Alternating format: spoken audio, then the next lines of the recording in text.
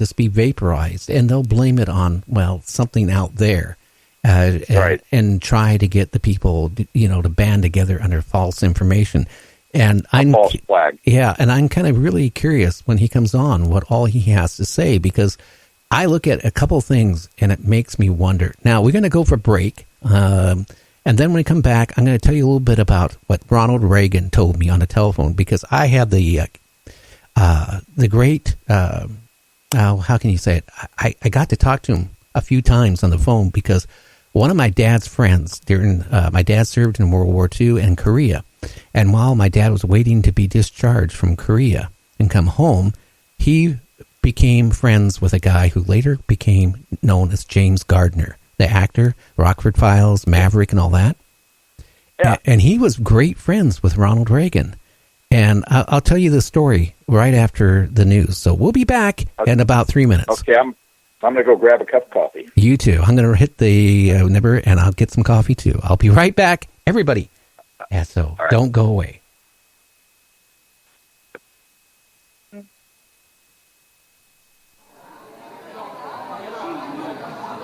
What we are asking for from the government is full disclosure. We know what we're seeing, and there are so many of us. We're not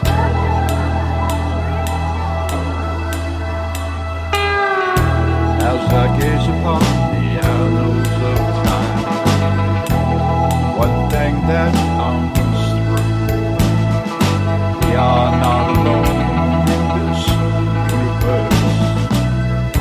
It's a thought that rings true. Ancient cave dwellers drew spacecraft on the walls. It's a recurring theme.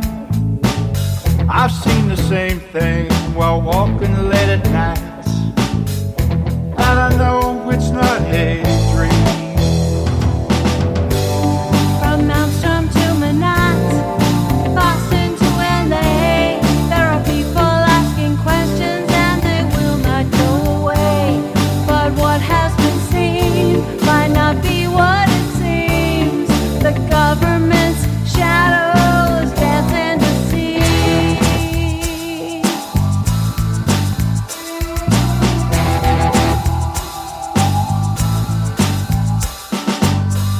If you tell the truth, they will ridicule everything you say and do. It's all part of a deception. It's a puppet master's tool. And I've seen those craft shut down up to silos from 10 miles away. And there ain't nothing that the Pentagon can do. They can't make them go away. From Maelstrom to Manhattan, Boston to LA, there are people asking questions and they will not go away. But what has been seen might not be what it seems. The government's shadows dance in the sea. From Maelstrom to If you would like to hear Night Dreams Talk Radio on your local radio station, let them know. Tell them to check out www.nightdreamstalkradio.com, and thank you. You can advertise your business on Night Dreams Talk Radio, and you will be heard worldwide. Why not contact us at nightdreamstalkradio@gmail.com.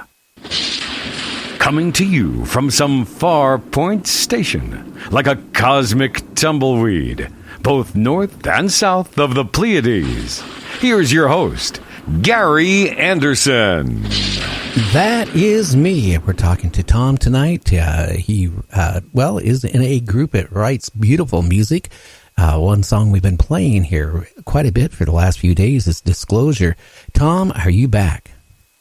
I am. I was going back to my story, okay? This actor friend, my dad, when I was a young kid, and it started at a young age, I didn't know who he was. I just know that my dad would get excited every summer because his friend would come for a couple days or a week, and they would run around and do things during the day. And, didn't know he was famous at all. And then one day I got older and I was watching a TV show called Maverick. And I said to my dad, "That's your friend." And he goes, "Yeah. Didn't I ever tell you he's a major actor?" And, and then when I got older, because I've been into the paranormal, probably long as you, as a kid, I mentioned, I would surely, "Do you know Ronald Reagan?" He goes, "Yeah, Ronald Reagan's a real close friend of mine." And I said, "Is there any way I could talk to him?" And he goes, "Well, I'll see what I can do, Gary." And all of a sudden, I did not know that time, and I was not that young, but he had a show for young people. I'm talking like people in their teenage up to early 20s. Call up. You could call up and ask the president a question. He did it like once a month.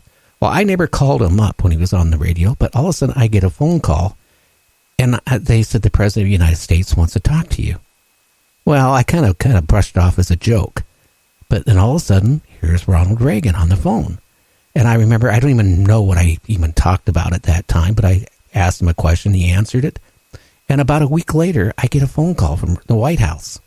It's Ronald Reagan. And he was telling me about James Gardner, how long they'd known each other and, some of the films they were in and all that stuff. And it was really cool. And then, I asked him something about Star Wars. And he said, "Well, it's a protect us from them." And I said, "What? The Soviet Union at the time? That's what they were." He goes, "No, from them." And then he wouldn't talk anything more about it. I didn't think anything of what from them meant. But, like a year or two ago, I was thinking about our conversation I had with Ronald Reagan. And when he said them, it kind of fit home. He wasn't talking about Russia. He wasn't talking about Germany or Canada. He was talking about them. I don't know. How would you take that type of impression? Well, I'll put it this way. I think that there are, in fact, entities that don't have our best interests at heart, whether or not he was talking about them specifically, I can't say, but, there's a distinct possibility. It's just like when I told you that we looked up at the sky with those, we were using those infrared goggles, and I could see all those things flying around. You mean zigzagging, coming to a stop and going the opposite direction instantly? Yeah, you're talking about, basically, making these 90-degree turns, in a split second, and doing everything that I am aware of from the type of aircraft. Well, I'll call it conventional aircraft. Can't do those things. Oh, if it could, the pilot would be kind of like goo on one of the walls. Yeah, I think the G-forces would ruin his day. But yeah. Well, it's funny you said that though earlier because I took a break away from broadcasting because my other passion in my life was photography. And I had a chance to manage 3 professional camera stores. So I did that for almost 10 years. That was my breakout of radio. And we were one of the first stores to import Russian and Czechoslovakian infrared military binoculars. And I remember taking a pair home and looking at the neighbors' animals at night. I got bored. And one night I looked at the sky and I saw what you've seen. These things zigzagging and coming to a stop and going a 90-degree different direction. You saw the same stuff I did. Yeah, so I called up the observatory in Puyallup, Washington, and talked to the guy who runs it, and I told him about it. And he goes, "What are you smoking?" I said, "I don't smoke anything." He came into the shop, and I loaned him a pair for the weekend. He came back that following Monday, and he goes, "Order me a pair." And I said, "Why?" He thought I was smoking something. He goes, "I saw what you saw. I saw things that looked like there was a battle going up in the sky. I saw things zigzagging and going every which way." They had like 12 or 13 members in their club. All of them bought them, ordered them. And they all came back and said the same thing, that they saw strange things that they couldn't see with their big telescope. They look in their telescope. They didn't see it. You look through a pair of these. Our bass player, Charlie Gould, talked to me about that probably just a few days ago. And he said, he's been told that there's things going on up there, and that someone told him that there was, in fact, conflict going on that we're totally unaware of. And, all I can say is, having looked at what's going on up there, yeah, there's something going on up there. Well, maybe they're trying to protect our planet from being invaded or something. And that's the whole point. It's scary because you think about that. Why would all of a sudden that video be released about the Nimitz from 2004 and hit the news last year? And then the Secretary of Defense saying the next war won't be a ground war, it'll be in space. And then you get the president and the vice president creating a space force. Something is up. Well, I think, number one, we already have one. That's my opinion. I think we already have the technology. I think it's already out there, and all he was kind of throwing out a red herring. I think that it already exists. I think he's just, it's just like if you look at the number of movies that have come out in the last 30 years. Let's start with Close Encounters of the Third Kind, and move all the way up to Independence Day. I think that what Hollywood is attempting to do, in my opinion, is basically get the psyche of the American people and people around the globe to think in terms of an invading force. And I think that that's all part of that. Could be. I'm not saying it is, but it could be part of that false flag that gentleman talked to me about. Well, yeah, it could be the false flag, or maybe it could be real too. I mean, maybe things aren't going so good for us. That's entirely possible. I mean, even with our technology, what we probably stole and whatever, I got a funny feeling the technology from somebody maybe 100,000 years or 10,000 or 50,000 years more advanced than us could be kind of more scary than what we could have. I have no idea. Now, we got a few minutes reincarnation. Now, I'm going to say I believe in it because I remember having a guest on my show that wrote a book about reincarnation.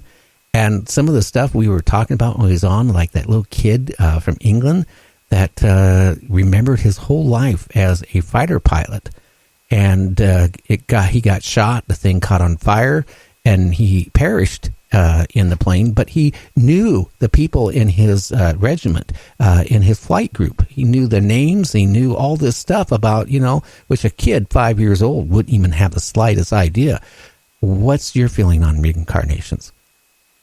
Well, I'll give you a perspective on that, and it's my own perspective. I can remember being born. I had a soul that was way too close to the surface, and maybe when we have a little more time sometime I can explain that to you. But I remembered way too many lives that were way too close to the surface, and it caused me some problems when I was growing up. But I can remember being in my crib and having visions of vehicles that were not attached to a track, that were on a single track.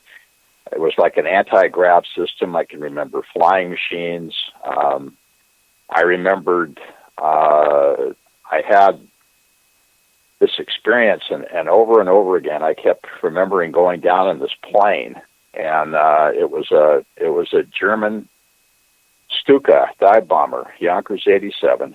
And I was in the back, and I was a radio operator and the tail gunner. And I had a Rose help me with this one, Dr. Barber.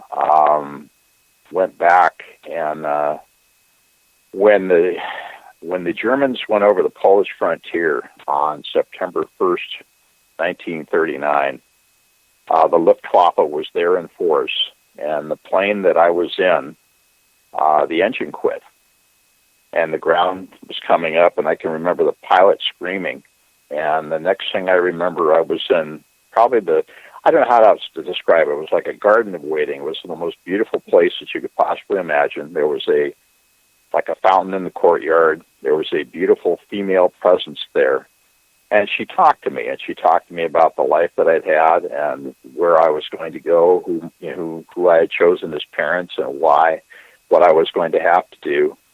And I remember all of that. And I have a friend of mine who is he's retired with law enforcement. He and I have spent several lives together, and we've talked about them. And I think that the affinity that I have with people like Corey and Charlie and Val I can't pinpoint exactly where I